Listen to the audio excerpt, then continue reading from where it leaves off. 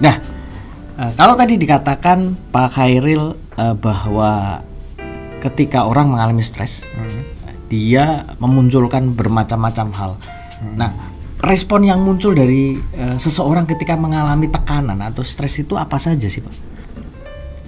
Respon ya, stimulusnya ada tekanan. Ya. Respon-respon ini berkaitan dengan tubuh, emosi, tindakan-tindakan dan pemikiran. Tindakan-tindakan dan pemikiran. Jadi ada 4 ya kurang lebihnya. Ya. Ini yang akan merespon.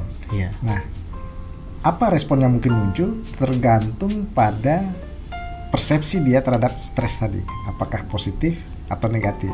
Jadi bisa positif, bisa negatif. Jadi negatif. 4 itu tadi ya. 4 tadi bisa positif, bisa negatif. Misal, kalau stres itu berupa tantangan ya, maka yang muncul dari tubuhnya di bagian dalam tubuhnya itu adalah hormon adrenalin. Ini menantang dan seterusnya. Sehingga badannya, tubuhnya itu ada gerakan yang lebih cepat, cenderung semangat gitu. Cenderung semangat ya. Berarti alat inderanya cenderung lebih waspada ya. Okay. Alat inderanya begitu. Terus emosinya ada muncul emosi semangat ya, emosi ingin menaklukkan sesuatu, mencapai sesuatu. Terus tindakannya akan mengarahkan ke situ dan pemikirannya akan lebih cepat. Misalnya contoh nih, waktu kita mendekati deadline pekerjaan dan pekerjaan itu kita sukai misalnya ya, kalau ke arah sana kita kan akan lebih cepat berpikir, lebih lancar dan seterusnya. Ada istilah the power of kepepet gitu ya. Itu juga respon stres sebenarnya yang positif. Nah, ini juga ada respon yang serupa 4 elemen tadi terhadap yang negatif atau eustress. Seperti yang tadi di awal sempat saya singgung tentang genetik ya, rating atau kemudahan atau seberapa banyak orang itu mengeluarkan hormon kortisol yang merusak ya terhadap tubuh dan seterusnya, nanti berpengaruh pada penyakit pada akhirnya. Itu juga muncul ketika merespon tekanan yang negatif tadi. Bentuk negatifnya ya, badinya itu ya mungkin kita bisa rasa beberapa diri sendiri misalnya berkeringat dan lain-lain ya di bagian luar ya, respon gugup, termasuk kecapean gitu. Nah, seperti itu. Itu di dalam tubuh kita itu ada namanya hormon kortisol tadi ya. Yang ini juga mempengaruhi tentunya yang paling dominan tadi seperti dikatakan ke area otak. Ke area otak yang menyimpan memori. Sehingga bekerjanya lebih berkurang ya. Semakin berkurang kemampuan dia menyimpan memori dan mengelola data dan seterusnya. Dari sisi pemikiran mungkin jadi lupa dan seperti itu. Jadi dia memblok. Kenangan, bisa memblok pada tahap panjang ya, memblok kenangan-kenangan. Kalau dari sisi perilaku dan emosi apa, Pak? Nah, emosi yang muncul kecemasan, ketakutan ya, atau bisa saja emosi ingin merusak ya, marah dan seterusnya. Dan ini menimbulkan perilaku yang mengekspresikan kemarahan tadi, apakah membentak, merendahkan dan seterusnya ya, tindakan-tindakan yang merusak dirinya atau merusak orang lain, atau membuat citranya negatif dan seterusnya. Update status yang sarkasme misalnya kalau dalam era kekinian ya. Dasar bodit gitu ya. Bos nggak bener gitu. Nah, seperti itu. Kira-kira setiap orang mengalami tekanan, itu apakah 4-4-nya muncul, Pak? Atau tidak semuanya muncul dari respon stresnya tadi? Pada akhirnya 4-4-nya, pada akhirnya. Cuma mana duluan?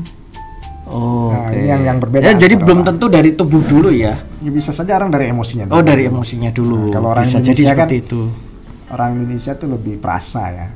Bisa saja dia menghadapi tekanan sesaat yang itu sepersekian masa itu muncul perasaan dia dulu, baru ke emosinya. Nah, jadi tiap orang bisa beda-beda ya mulainya dari mana. Memang yang paling umum sih mulai dari body ya. Karena itu yang paling nampak. Gue lagi stres nih, tangan keringetan, kok perasaan nggak enak atau apa ya. Terus berpikirnya ngelantur dan seterusnya. Perilakunya bisa saja makan terlalu sering, itu juga bentuk perilaku ya, berupa perilaku ya, ngemil terus ya. Berupa respon terhadap stres tadi ya. Kalau ngemil terus, kalau ngemol terus termasuk juga ya.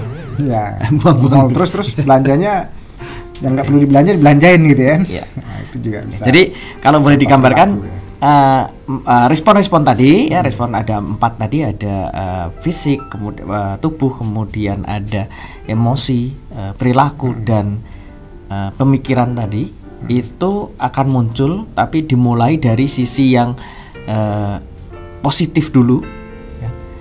Seperti daya tangkapnya jadi lebih kuat, kemudian alat inderanya jadi lebih bagus, bagi peka. Tapi ketika dia semakin tinggi tingkat stresnya sampai batas tertentu, di setiap orang beda-beda, kemudian bisa jadi turun menjadi respon yang negatif. Ya. Jadi stresnya ini kalau terus lagi terus tekanannya terus depresi. Ya, bisa kecemasan dan depresi. Ya, dan bahkan bisa ke penyakit-penyakit ya. Iya. Ya, penyakit. Oh, gangguannya kalau tubuhnya di penyakit, kalau emosinya nanti bisa sampai depresi gitu. Ya. Kalau perilaku bisa sampai perilaku yang merusak. Bunuh diri termasuk ya? Bisa pada jadi, tingkatan yang ini ya, yang ekstrim ya. Jadi ekstrim. Ya, dia bisa menyakiti dirinya, bahkan mematikan dirinya. Bisa juga dia mematikan orang lain. Ya, jadi itu stres ya. Semacam apa ya, kayak kurva gitu ya, garis-garis ini ya. Nah, Pak Hairil, terkait dengan ada orang yang kan kita tahu, ada orang yang tadi di awal saya sempat sampaikan, wah orang ini stres. Kita tahu dia ternyata bermasalah, misalnya di kantor dia sudah dijauhi, udah mulai ngomong lantur, itu stres, berarti stres yang di ujung itu atau gimana? Iya, mendekati atau burnout lah ya. Burnout, sudah sampai burnout. Tahu nih mau ngapain lagi dia burnout. Jadi kelihatan kayak orang linglung, kayak apa, responnya tuh udah nggak nyambung atau apa, itu berbahaya. Tapi masih bisa ditolong kalau yang orang-orang seperti itu. Nah, ini butuh, mungkin ya kalau sudah terlalu jauh, butuh bantuan profesional ya. Butuh bantuan profesional. Butuh lingkungan yang mendukung ya, dan seterusnya. Nah, kalau lingkungannya sendiri yang bikin stres, cari lingkungan baru. Dia bukan pohon yang nggak bisa berpindah. Kalau pohonnya di sana terus ya kan. Oke. Jadi ya bisa, kalau mentok lingkungannya sendiri, kalau bahasa anak sekarang toksik gitu kan. Ya. Cuma kalau kita bicara lingkungannya toksik gitu kan, toksik ya. Itu juga tergantung dari yang penjelasan Pak Hairil ya, karena bagi A ini enggak toksik, ini biasa aja. Karena memang pressure-nya tinggi. Tapi bagi B jadi toksik karena dia mungkin daya tahannya nggak kuat, seperti itu, Pak. Bisa begitu. Jadi orang per orang beda mensikapi, dan orang yang serupa bisa saja dia merubah cara pandang dia. Dari awalnya dia bilang lingkungan toksik, berubah karena nggak mungkin saya pindah, nggak ada pilihan dan saya tetap bertani. Akhirnya dia melihat sisi pandang yang berbeda gitu. Lingkungan ini menantang rupanya. Di sini saya bisa belajar banyak bagaimana saya mensikapi. Alih-alih mengubah, nggak bisa saya mensikapi dan seterusnya. Bisa saja dia berbalik. Jadi dimungkinkan dari dirinya memberikan respon yang produktif terhadap situasi yang dihadapi dia. Walaupun stres menekan gitu ya. Dia bisa belajar dari situ dan seterusnya. Nah, kalau itu tidak dimungkinkan, yang tadi saya bilang, suka nggak suka butuh bantuan ya, profesional, konselor atau apa lainnya gitu. Kalau di kantor kita berarti bisa ya bantuannya? Ada di Biro SDM ya. Oke.